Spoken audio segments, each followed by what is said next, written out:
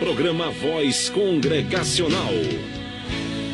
Começa agora o programa Voz Congregacional, uma produção da Terceira Igreja Evangélica Congregacional de João Pessoa, localizada no Conjunto Ernesto Geisel.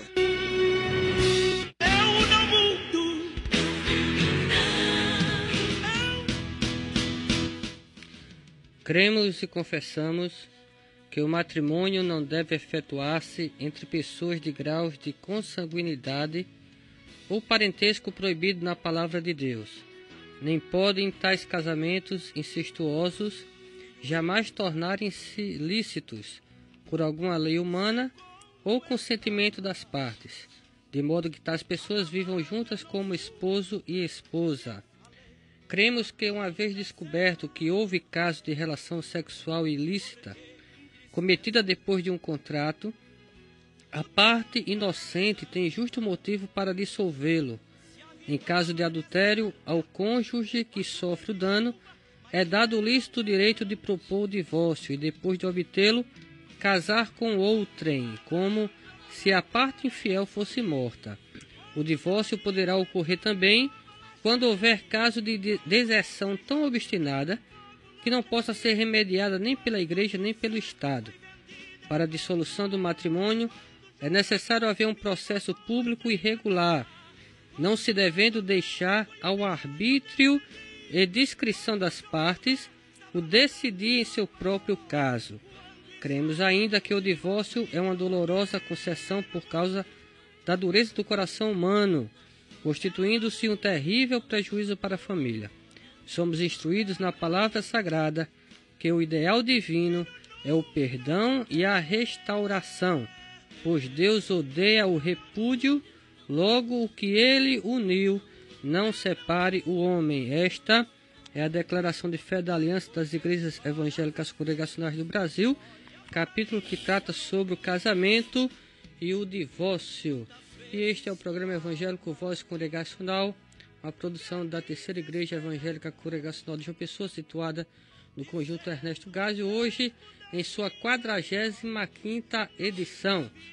Todos que são amantes da Palavra de Deus sabem que tem já um encontro marcado, né, todos os sábados, a partir deste horário, a partir de meio-dia. Então você está aí em casa, fazendo aquela refeição abençoada, ou quem sabe na estrada ou no comércio, fique sintonizado, porque se você ama a palavra de Deus, hoje, né, Deus tem mais uma palavra para a sua vida, para a minha vida, para nossas vidas, ok? Você que é da família congregacional, você que é evangélico de outra denominação, você até que não é evangélico, enfim, todos que são amantes da palavra de Deus e que desejam aprender mais da palavra de Deus, fique sintonizado. Que Deus use essa programação através de tudo que há de ser feito aqui para abençoar ricamente sua vida. Hoje, como sempre, teremos os quadros já clássicos, né, do nosso programa, que é o quadro Visão Panorâmica dos Livros da Bíblia. Hoje estaremos estudando um assunto muito interessante, né, que é o período entre o Antigo Testamento e o Novo Testamento. Daqui a pouco o pastor Eudes Lopes vai explanar isso para nós, ele já está aqui no estudo da CPD-FM. E também teremos o quadro A Bíblia Pergunta, Você Responde, né? Quem sabe hoje a gente até não tem um espaço maior para você ligar e participar ao vivo, concorrendo ao brinde no próximo programa, final do mês, né? Então, se você já sabe qual é a resposta da pergunta do mês, é só ligar para aqui logo depois do estudo bíblico, ok? A pergunta do mês é a seguinte: qual é o menor salmo da Bíblia? Preste atenção, não é o menor versículo, não é o menor capítulo, é o menor salmo da Bíblia. Você sabe qual é o menor salmo da Bíblia, então fique ligado que em breve estaremos abrindo esse microfone da rádio. Aqui, como sempre, né, para mandar aquele alô especial aos aniversariantes, temos o diácono Nivaldo, que já está posto aqui também. E no controle aqui, como sempre, com todo o seu brilhantismo e eficiência, nosso irmão João Ferreira. Então, sejam todos bem-vindos, que Deus esteja abençoando. Vamos pedir a sua bênção, inclusive a bênção do Senhor, para essa programação através da oração, exatamente com o diácono Nivaldo. Daqui a pouco voltamos com muito mais. O programa está apenas começando. No programa Voz Congregacional, é momento de oração. Pai Celestial, nós te louvamos, Senhor, pela semana de bênçãos e de paz que tu nos concedeste. E pelo privilégio de aqui estarmos, mais uma vez, pela tua graça, para divulgar a tua palavra aos corações necessitados. Nós te pedimos que te faça presente nesta hora, neste trabalho, como sempre, tu não nos desamparou em momento algum na vida. E nesta hora nós te pedimos, no nome santo de Jesus, que tu possas, Senhor, falar ao coração, usar poderosamente o pastor Eudes, na panorâmica que ele vai fazer da tua palavra, que os corações que estão aí na escuta do programa possam se abrirem para ouvir a tua palavra e que, através da mesma, o teu nome possa ser altamente glorificado na salvação de pecadores, se rendendo às evidências da verdade. Te pedimos pelo pastor Samuel também, por João aí, no controle da mesa, e por todos que estão na escuta do programa. Nós te pedimos estas bênçãos no nome santo de Jesus.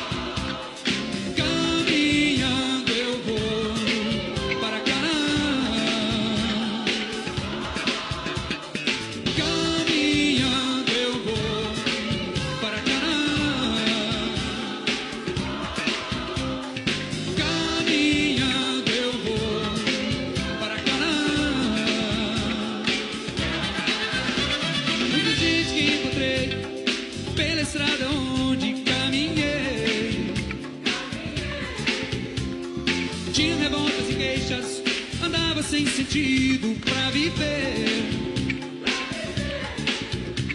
Perguntas sem respostas, traumas e indagações sem solução. Com semblante carregado, caminhando lado a lado, sem destino algum. Vim aqui te avisar que a solução chegou, tua vida vai mudar. Me acompanhe porque agora eu vou pra Canaã. Caminhando eu vou para Canaã. Caminhando eu vou para Canaã.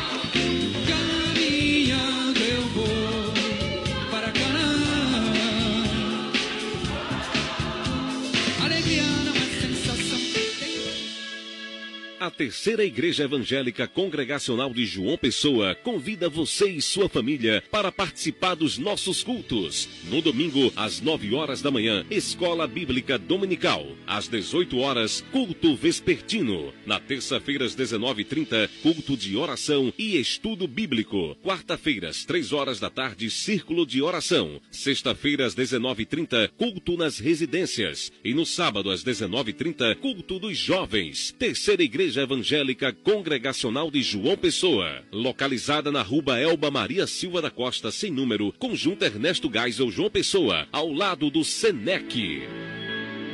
Estamos apresentando programa Voz Congregacional. Ok, estamos de volta. Acabamos de ouvir na voz de Sérgio Lopes a linda canção Canaã, né? E tem tudo a ver com o que nós vamos estudar nesta tarde de sábado, né? Mais um final de semana, graças a Deus. Depois de muito trabalho, muito estudo, né? É hora de nos concentrarmos nas coisas do reino de Deus, né? E nada melhor do que começarmos com um estudo bíblico, né? E para isso, vamos convidar o nosso pastor Eudes Lopes Cavalcante, que é o coordenador geral dessa programação, o nosso amado mestre, pastor Eudes, a paz do Senhor, mais uma vez aqui, né, para transmitir a palavra do Senhor. Fique à vontade. A paz do Senhor, pastor Samuel, Diácono Nivaldo, João Fernando, figura distinta, né? É bom nós estarmos juntos aqui nessa manhã para compartilharmos um pouquinho das Sagradas Escrituras. Evidentemente que hoje nós não vamos trabalhar nenhum livro específico da Bíblia, mas vamos informar sobre um período que é de crucial importância para se entender o Novo Testamento. É um estudo inusitado, né, pastor? É verdade. Inclusive existe muito material disponível no mercado evangélico e até sem ser evangélico também, né? Cristãos em geral, nós encontramos bons livros que podem ser acessados, né, para informação muito mais precisa, muito mais detalhada desse período riquíssimo na vida do povo de Deus, né? Estudamos até agora, né, os 39 livros do Antigo Testamento, né? A Torá, que é o Pentateuco, né? Os 5 primeiros livros da Bíblia. Também estudamos os Salmos, né? Os livros poéticos, históricos e os profetas, né? Então chegamos agora entre um período, né, importante, que fica entre o Antigo Testamento e o Novo Testamento, né? O Antigo Testamento vai de Gênesis a Malaquias e o Novo começa a partir de Mateus e termina em Apocalipse. Mas antes de entrarmos no Novo Testamento, aí é exatamente sobre isso que vamos tratar nessa tarde. Tem um período, né, que nem todo mundo conhece, mas que é muito importante, que é chamado o período do silêncio, pastor. Como é isso aí? Veja bem, né? Se você abrir a sua Bíblia, querido ouvinte, nós abrimos as nossas Bíblias, aí terminamos Malaquias, basicamente uma página, ou talvez uma em branco, alguma coisa, você já encontra o Novo Testamento. Só que entre os dois testamentos, nós encontramos um período de 400 anos, 4 séculos aproximadamente, chamado de silêncio profético, interbíblico e intertestamento, né? Então, intertestamentos. Então, esse período, ele fornece muita luz para os escritos do Novo Testamento, para você entender, querido ouvinte, a mensagem do Novo Testamento. Quando você abre as páginas sagradas do Novo Testamento, você vai encontrar muitas instituições, muitos grupos sendo informados, muitas coisas importantes que tiveram ocasião no período chamado interbíblico, né? Durante esses 400 anos, né? Exatamente. Interessante, Samuel, que Deus cessou de falar, né, nesse período, mas o homem falou, né? E tem muitas coisas interessantes sobre este período nos livros aí disponíveis no mercado. Mas eu queria começar falando sobre este período, né? Então, o período interbíblico é justamente um período de tempo entre o último profeta canônico no Antigo Testamento, Malaquias, e o início do ministério profético de João Batista e de Nosso Senhor Jesus Cristo. Quer dizer, o Malaquias profetizou em 430 a.C. Então, no ano 30 depois de Cristo, aí começa agora a Deus novamente a falar, agora através de João Batista e especialmente através de Jesus Cristo, conforme está em Hebreus capítulo 1, verso 3, né? O verso 1. Muito bem. Então, é importante também a gente observar que neste período, ou melhor, o que aconteceu neste período em termos de potências mundiais estava já profetizado no livro do profeta Daniel. Daniel, por exemplo, no capítulo 2, naquele famoso sonho daquela estátua, né? A cabeça de ouro, tórax aliás, o peito de prata, né? Ventre de bronze e pés de ferro ou melhor, as pernas de ferro e os pés de barro e de ferro, foi profetizado por Daniel. Justamente, por exemplo, no período interbíblico não existe os caldeus. Os caldeus já é passado. O período interbíblico começa com os persas.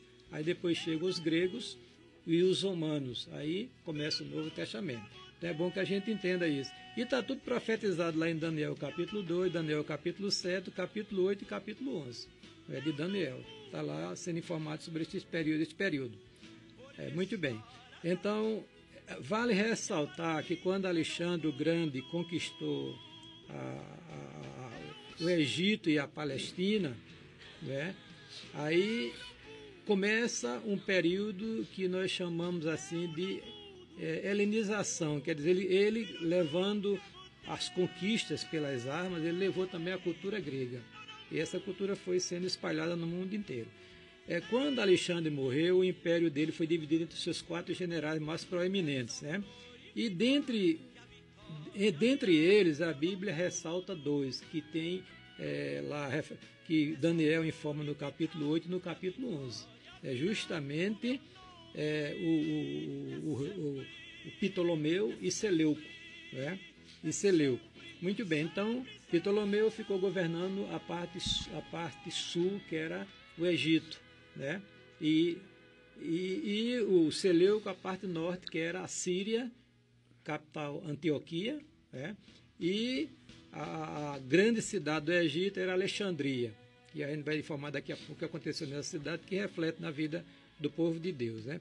Então, sob esses governos, inclusive dos romanos, os judeus encontraram uma certa tranquilidade para viver, como o templo estava reconstruído, o santuário estava erigido, ou melhor, o culto foi instituído, o santuário era erigido, a Jerusalém reconstruída, etc, etc. Só que quando começa o governo dos Seleucidas, né, um rei chamado Antíoco Epifanes, aí o negócio começou a complicar. Por quê? Porque ele começou a querer impingir a helenização à força. Aí proibiu o culto judaico, proibiu a leitura da Torá, né? Ele proibiu que os sacrifícios dentro do santuário, e chegou agora a profanar o santuário de Jerusalém, quando ele erige dentro do santuário uma estátua a Zeus, o deus grego, né? E oferece sob o altar do holocausto uma porca. Então houve uma profanação geral, e essa profanação ocasionou uma revolta por parte dos judeus, que é a Guerra dos Macabeus.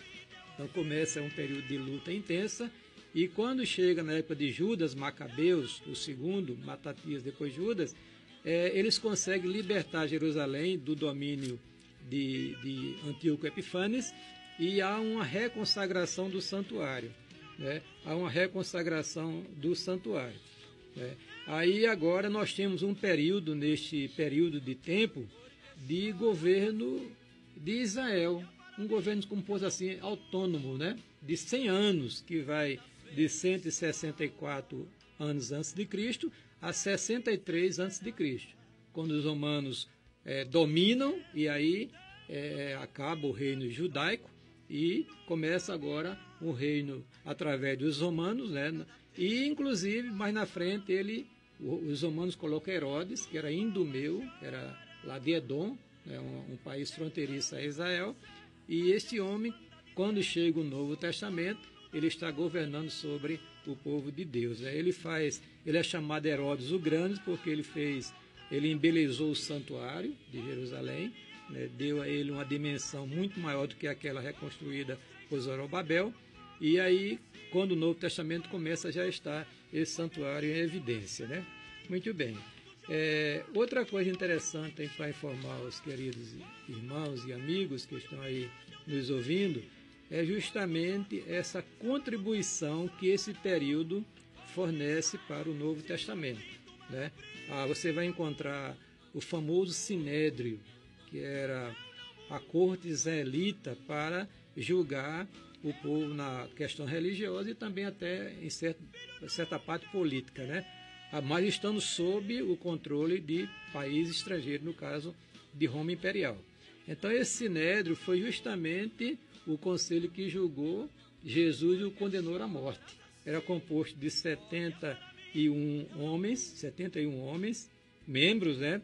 Isso lá em Jerusalém, porque em outras cidades da Palestina existiam sinédrios também, só que com 23 membros. Era, digamos assim, era a corte menor, né? Que havia um problema, levava essa corte, ele julgava, o indivíduo poderia até apelar para a corte suprema, que era o sinédrio lá em Jerusalém. Muito bem. Surgiram também as sinagogas, só que a sinagoga, ela antecede, digamos assim, esse período, porque é uma antecessão imediata, porque há uma ideia de que as sinagogas começaram a existir na época de Ezequiel na Babilônia, que não existia mais santuário, estava, né, tudo destruído. Então os judeus, para preservar a sua fé, eles se reuniam para estudar a Torá, né? Estudar as Escrituras. Então criou-se as sinagogas que, quando a gente chega no período interbíblico e também no período do Novo Testamento, está disseminada praticamente em todas as cidades da Palestina, né? Inclusive até fora da Palestina. Nós encontramos também nesse período já a informação de que três grandes grupos se organizaram em Israel. Os fariseus, né, que eles eram um pouco mais liberal em relação à interpretação da Bíblia Sagrada, inclusive os comentários bíblicos foram aceitos por ele como escritura, como legislação. Tinham os saduceus, que eram mais apegados rigorosos no cumprimento da lei, que tinha a Torá como a escritura, e tinha os escribas, que eram os copistas, aqueles homens que copiavam as escrituras. Então, pelo fato de copiar, ganharam uma familiaridade muito grande com o texto sagrado e eram os consultores quando alguém tem uma dúvida acerca das escrituras. Depois surgiram os herodianos, aí já era um grupo que era partidário de Herodes o Grande, né? Mas muito bem. Mas outra contribuição importante, querido, foi justamente a tradução do Antigo Testamento, a escritura hebraica, do hebraico para o grego. Isso em Alexandria, no Egito, né? No Egito, justamente com os Ptolomeus, né? Com os governantes Ptolomeu. Um deles, o Filadélfio, ele, por um amante da cultura, ele autorizou essa tradução da Bíblia do hebraico para o grego.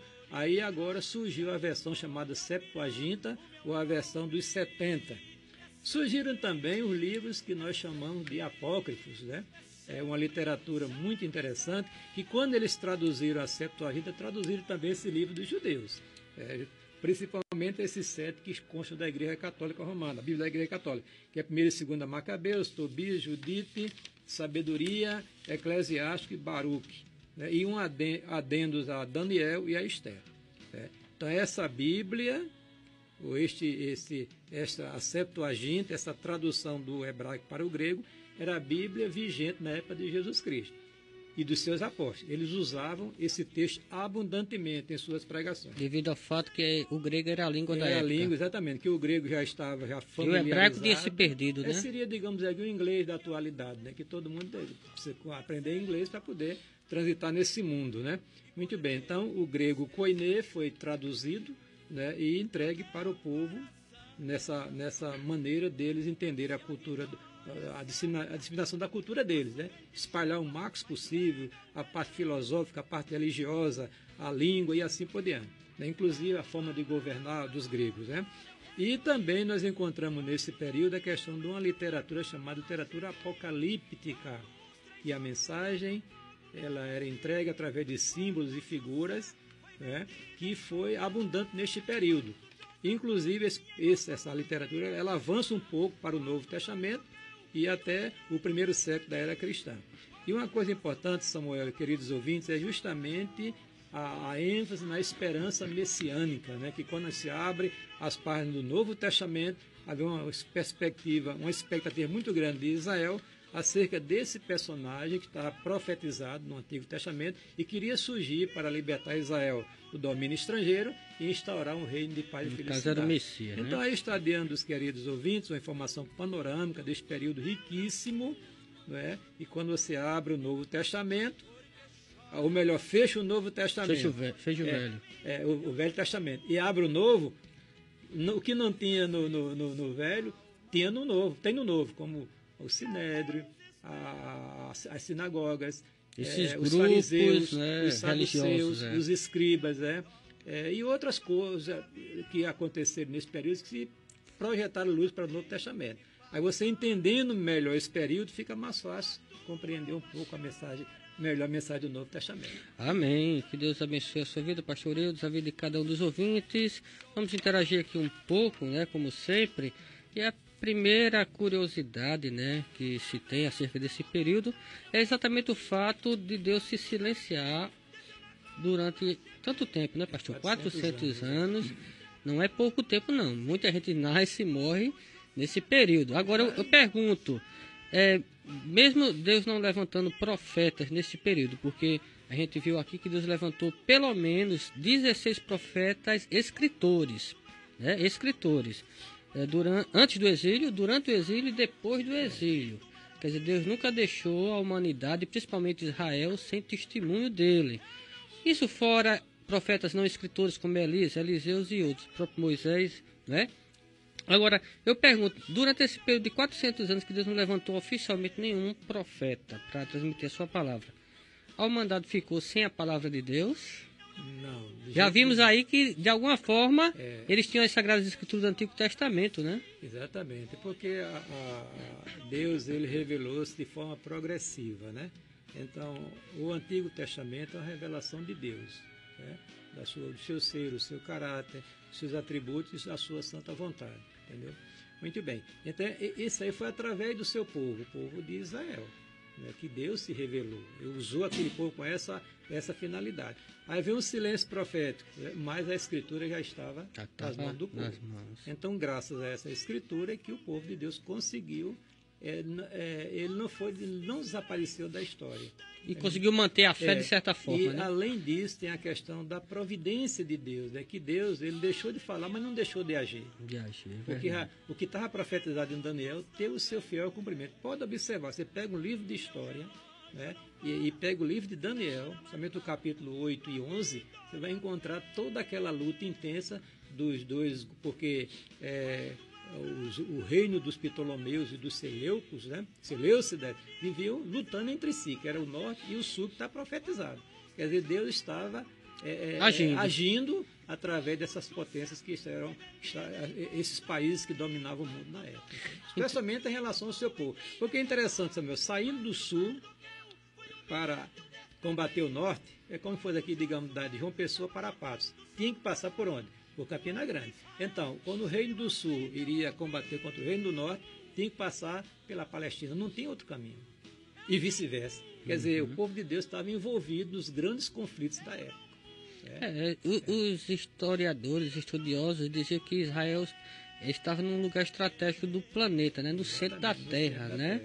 Alguns pelo menos no mundo antigo. Pelo menos no mundo antigo, né? Alguns questionam essa questão, mas que ela estava bem localizada, que era propósito de Deus, né? Por exemplo, no caso, um episódio da Bíblia, né? Quando o faraó Neco vai combater, né, os babilônicos, um povo da parte norte, ele teve que passar por Israel. Aí foi quando Josias, moço, com 39 anos de idade, quis brecar o avanço dele, aí morreu na batalha. Mas tinha que passar por lá, não tinha outro caminho. Ok. Agora, pastor, interessante também, durante esse período de 400 anos de silêncio profético, é interessante observar que o povo de Israel terminou reconhecendo que aqueles profetas que Deus tinha levantado antes, durante e depois do cativeiro eram realmente inspirados por ele, né? Tanto é que recolheram os escritos deles, preservaram, copiaram, traduziram e tal. Interessante isso, porque no momento em que Deus levantava, eles os rejeitavam. A gente viu isso aqui, pagaram caro por isso. Muito caro. Aí depois que Deus passou 400 anos sem falar, eles realmente entenderam finalmente que aqueles homens eram enviados por Deus. Quer dizer, hoje é a mesma coisa, né, pastor? A gente tem que dar valor àqueles que Deus envia para pregar a palavra dele, porque quando Deus silencia, né? Por exemplo, a organização do Antigo Testamento, né, conforme está lá no hebraico, a lei, os profetas, os escritos, foi através da instrumentalidade do sacerdote escriba Esdras, junto com a grande sinagoga, com o grande sinédrio, né?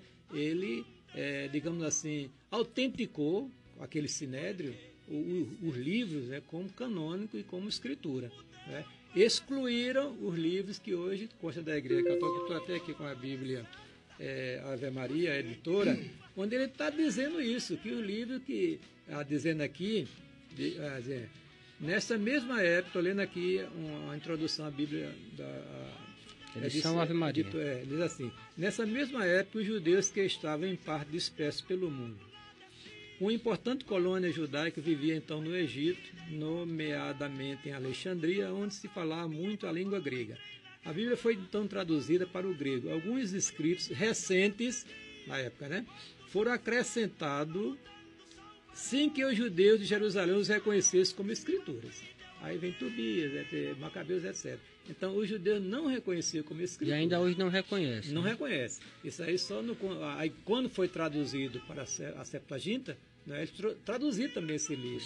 Aí foi agregado. Só que os judeus nunca tiveram como escritura. Nunca reconheceram, né? Verdade. Aí como nós, inspirado, né? na época da Reforma, aí os reformadores falaram, não, nós vamos nos ater à escritura dos judeus. Aí né? ficou o nosso Antigo Testamento. Nosso Antigo Testamento tem 39 livros no caso, porque são os 39 reconhecidos pelos judeus como inspirados, né? Só que os judeus contam diferente. A escritura é a mesma, eles contam 22 livros, harmonizando. A forma como eles organizam os livros, né? Porque eles juntam os 2 de Reis num só, os 2 de Samuel num só, os 2 profetas as crônicas num é um livro só para os judeus. Mas, vamos dizer, o conteúdo é o mesmo. Não, o conteúdo é o mesmo, né? Tanto para católico como para protestante, só que há esse acréscimo. Não, no caso do cano dos judeus, do Antigo Testamento, e dos protestantes é o nosso. É igual, né? O nosso dos judeus. No caso dos católicos, além de ter esses mesmos 39, né? Aí tem mais 7, que é desse período interbíblico, que os judeus nunca reconheceram, e também nós nunca reconhecemos como inspirados, que são esses Macabeus, são livros que têm o seu valor Judite, muito grande. Só não tem inspiração, né, pastor? É inspirado por Deus. Aí não, inclusive, não são só esses 7 livros que foram produzidos, né, e traduzidos na Septuaginta. Tem mais. Foram no total 53 livros, né? E não dá para a gente explicar aqui. Aí a igreja católica, no caso, na época do Concílio de Trento, na época da Contra-Reforma, resolveu adotar somente 7 desses 53 da Septuaginta. E 2 adendos, né? A Daniel e ao livro de Esther. Né? Ok, mas para nós, para fechar aqui a questão, digamos, se a gente quiser conversar, o cano é o mesmo dos judeus. Conversar, digamos, com uma pessoa que professa a fé católica, é só pegar o Novo Testamento. Eu estou com a Bíblia aqui, a editora Ave Maria, entendeu? É a mesma escritura. Entende? Mesma escritura. O acréscimo é somente do Antigo Testamento, que foram esses livros do período do chamado interbíblico, né? É verdade, é verdade. Agora, pastor, uma coisa interessante aqui, no livro de Daniel que o senhor falou, é a explicação que ele dá do sonho que Nabucodonosor teve de uma estátua que tem cabeça de ouro, né? Deixa eu ler aqui, né? Para a gente entender melhor essa questão histórica e profética, né? O profeta Daniel interpreta assim o sonho de Nabucodonosor, capítulo 2, a partir do verso 29. Quando estavas deitado, ó rei, tua mente se voltou para as coisas futuras, e aquele que revela os mistérios te mostrou o que vai acontecer, no caso Deus. Quanto a mim, esse mistério não me foi revelado, porque eu tenho mais sabedoria do que os outros homens, mas para que tu, ó rei, saibas a interpretação e entendas o que passou pela tua mente. Tu olhaste, ó rei, e diante de ti estava uma grande estátua, uma estátua enorme, impressionante, sua aparência era terrível. A cabeça da estátua era feita de ouro puro, o peito e o braço eram de prata, o ventre e os quadris eram de bronze, as pernas eram de ferro, e os pés eram em parte de ferro e em parte de barro. Enquanto estavas observando, uma pedra soltou-se sem auxílio de mãos, atingiu a estátua nos pés de ferro de barro e os esmigalhou. Então o ferro, o barro, o bronze, a prata e o ouro foram tudo despedaçados, viraram pó como o pó da debulha do trigo na eira durante o verão. O vento os levou sem deixar vestígio, mas a pedra que atingiu a estátua tornou-se uma montanha e encheu a terra toda. Foi esse o sonho e nós o interpretaremos para o rei.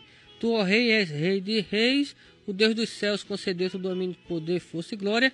Nas tuas mãos ele colocou a humanidade, os animais selvagens e as aves do céu, onde quer que vivam. Ele fez de ti o governante deles todos. Tu és a cabeça de ouro, no caso o rei da Babilônia, né? Depois de ti surgirá um outro reino, inferior ao teu. Em seguida surgirá um terceiro reino, reino de bronze, persas, né? Que governará toda a terra, né? Finalmente haverá os gregos. Finalmente haverá um quarto reino forte como o ferro, pois o ferro quebra e destrói tudo. E assim como o ferro despedaça tudo, tudo também ele destruirá e quebrará todos os outros. Como visto, os pés e os dedos eram em parte de barro e em parte de ferro. Isso quer dizer que esse será um reino dividido, mas ainda assim terá um pouco da força do ferro, embora tenha visto o ferro misturado com barro. Assim como os dedos eram em parte de ferro e em parte de barro, também esse reino será em parte forte e em parte frágil. E como visto, o ferro estava misturado com barro. Isso significa que eles buscarão fazer alianças políticas por meio de casamentos, mas a união decorrente dessas alianças não se firmará. E assim como o ferro não se mistura com o barro, né? Na época desses reis, o Deus dos céus estabelecerá um reino que jamais será destruído e que nunca será dominado por nenhum outro povo. Destruirá todos os reinos daqueles reis e os exterminará, mas esse reino durará para sempre. Quer dizer, Daniel profetizou todo o período interbíblico, esses 400 anos, os reinos políticos que iriam surgir depois daquele da Babilônia. Né? E ainda profetizou o reino de Cristo que viria, né, a partir da vinda de Cristo até a consumação dos séculos, depois por toda a eternidade. Quer dizer, pastor, quando a gente sai do Antigo Testamento e entra no Novo, né, a gente vê o cumprimento disso aqui tudinho, parte por parte. Acaba o reino, o império dos babilônios, como o senhor falou, vem os medos persas, depois os gregos, e depois que os romanos, na época que Jesus nasce. E aí se cumpre o que? A esperança messiânica. É interessante. E começa o reino dos céus, né? Interessante é o seguinte, Samuel, que a precisão do livro de Daniel foi tão grande, o cumprimento profético, que alguns críticos acharam que o livro não é profecia, sim história. Quer dizer, foi escrito depois que aconteceu. Mas na realidade o livro é uma profecia e aconteceu conforme Deus tinha mandado profetizar. Né? Porque Deus é o Senhor da história, né? Ele falou e se cumpriu. E está se cumprindo e vai se cumprir e acabou. Né? E a gente tem que se submeter à soberania de Deus. Né? Então agora, o próximo reino que vai realmente vingar, que vai dominar sobre tudo, sobre todos, é o reino dos céus, o reino de Cristo, né, pastor? Já está dominando. E já está. Já está, porque a Bíblia diz que Jesus está sentado no seu trono de glória e governando. À direita do Pai, né? Tudo que acontece, só acontece com a sua autorização, né? Isso no mundo e no meio da igreja. Ele é o rei dos reis, o senhor dos senhores, né? Mas vai chegar um dia que realmente tudo irá passar para o controle de Cristo. E a Bíblia diz que todo joelho vai ter que se dobrar diante de Jesus e toda língua confessar que ele é Senhor, né? Para a glória de Deus. Interessante, pastor, que em termos assim numéricos, né? Pelos censos que são levantados em termos de religião, a maior religião do mundo é o cristianismo, né? Mais de 2 milhões de crentes em Jesus. Não vamos aqui levar em consideração a questão quem é de verdade e quem não é, mas há no mundo mais de 2 bilhões, mais de 1/3 da população mundial que professa a fé em Jesus, quer dizer, é um reconhecimento do senhorio dele, né? Sem dúvida nenhuma, sem dúvida nenhuma. É assim, Samuel, mesmo nesse período que nós estamos assim, preocupados em compartilhar com os queridos ouvintes, é um período que Deus ele operou intensamente através, né, do mundo político, digamos assim, porque pode-se observar o cumprimento da palavra do Senhor, a fidelidade de Deus em cumprir a sua palavra. Esse aqui a gente tem que ter, o nosso ouvinte tem que ter essa concepção, que Deus falou, se cumpriu, está se cumprindo e vai se cumprir. Isso é inexorável. Então a palavra de Deus é regra mesmo de fé e prática. Regra de fé e prática, a revelação de Deus. Né? Quem vai por ela não quebra a cara, não. Não. quem vai por ela está no caminho certo. Agora quem vai contra ela é que se dá mal, né? Evidentemente que tem que entender a Tem que interpretação, entender, é verdade. né? Para não estar, às vezes, sacando um texto da Bíblia isolado e dizer que é uma doutrina. Não é assim. É verdade, é verdade. Aí é outra história, é outro momento, é outro estudo, né? É que a gente vai ter muito tempo para comentar durante, né, essas panorâmicas agora do Novo Testamento, né? Agora sim, sabe o que precisa o leitor entender, o ouvinte entender é o seguinte: quando abre o Novo Testamento, aí você vai encontrar o Sinédrio, as sinagogas, os fariseus, os saduceus, os escribas, os herodianos, vai encontrar uma série de informações que eram comuns nesse período chamado interbíblico. Porque evidentemente que teve etapas, né? Que os fariseus não surgiram no início do período interbíblico. Ele deve ter surgido na época quando houve a revolta dos macabeus contra Antíoco Epifanes. Aí começa um grupo radical, aí por aí vai, né? O desenvolvimento, entende? Mas o importante é a gente conhecer esse período. Esse cenário todo, né? Cenário para poder entender melhor o Novo Testamento, a mensagem, né? Amém. Então que Deus nos abençoe. Daqui a pouco voltamos com o quadro A Bíblia Pergunta, Você Responde.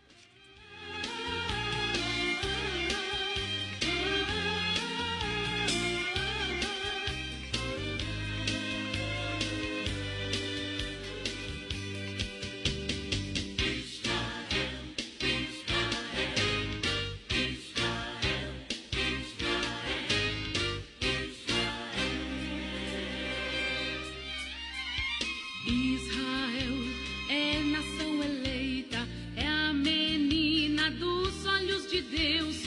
Israel por Deus é protegido. Israel, Israel, Israel, Israel, Israel, Israel, Israel. Israel por Deus foi escolhido para ser uma grande nação. Em Israel nasceu o Messias. Israel, Israel, Israel, Israel, Israel, Israel.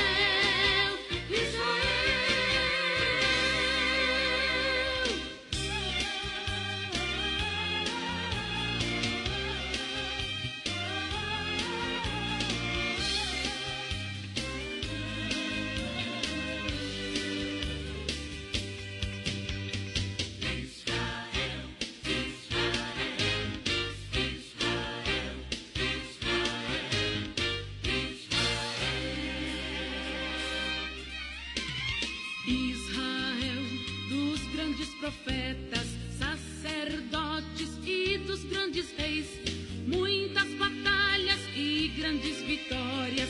Israel,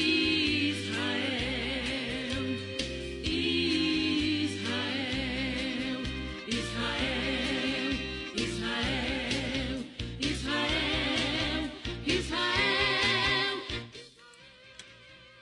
Ok. Acabamos de ouvir na voz de Sofia Cardoso a canção Israel, Nação Eleita. A partir de agora você pode ligar aqui para os telefones da rádio, né? E participar ao vivo do quadro A Bíblia Pergunta, Você Responde. Desculpe que eu ainda estou gripado aqui, né? Já tem um ouvinte. Alô, a paz do Senhor, com quem eu falo? Andréia. Andréia? É Andréia de Cabedelo, André de Cabedelo, é? É. É André de quê? Cristina. Priscila. Ok, você já sabe qual é a resposta? Qual é o menor salmo da Bíblia? Salmo 17. Tem certeza? Alô? Caiu, irmão João? Amém. Fica atento aí, viu, Andréia, ao sorteio no próximo programa. Outro ouvinte, alô, a paz do Senhor, com quem falo? Pai do Senhor, no Rejane. Como é o nome? No Rejane. Rejane de quê? É José Coelho. Coelho? É aqui do bairro das Indústrias. Ok, fica à vontade para dar a resposta, viu? Sim, é o Salmo 117, É o menor versículo do Salmo, né? Não, não, é o menor salmo da Bíblia, é esse mesmo, viu? A irmã de que igreja? Sim. Oi? A resposta da Bíblia é Não, a irmã de que igreja? a Igreja Assembleia de Deus. Amém, que Deus abençoe, viu? Fica atenta ao sorteio no próximo programa, tá bom? Amém, tá bom. Um abraço, Deus abençoe. Mais um ouvinte, irmão João. Alô? Alô, com quem eu falo? Com a irmã Osana. Osana de quê? Luísa, Osana Luísa, de onde? do Grotão. Ok, fica à vontade para dar a resposta, irmã Osana. A resposta está no livro de Salmo 117. Ok, a irmã é de que igreja mesmo?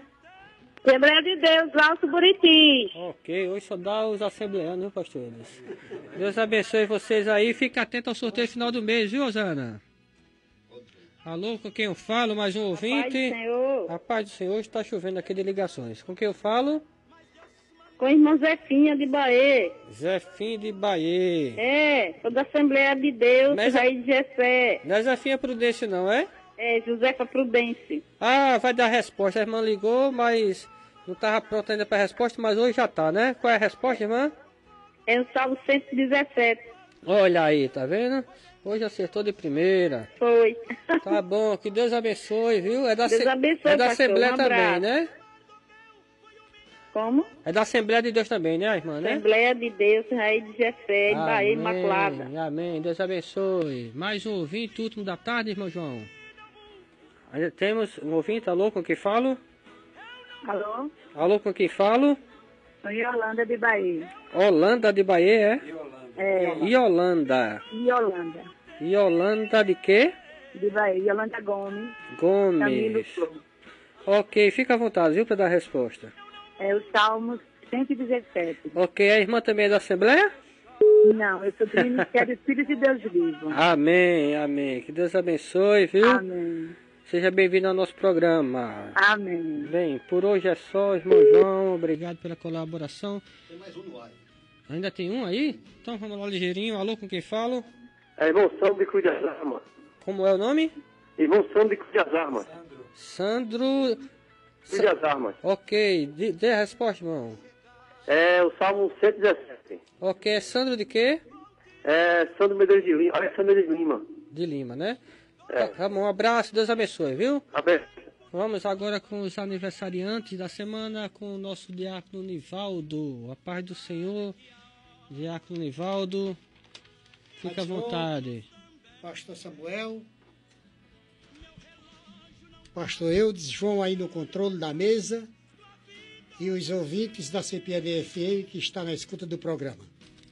Começamos com um momento de oração e queremos também aproveitar, finalizando, anunciando os aniversariantes da semana, do mês, digo, invocando, ou melhor dizendo, mencionando, deixando para a meditação dos irmãos a palavra do Senhor que se encontra nos Salmos 50 e o verso 15.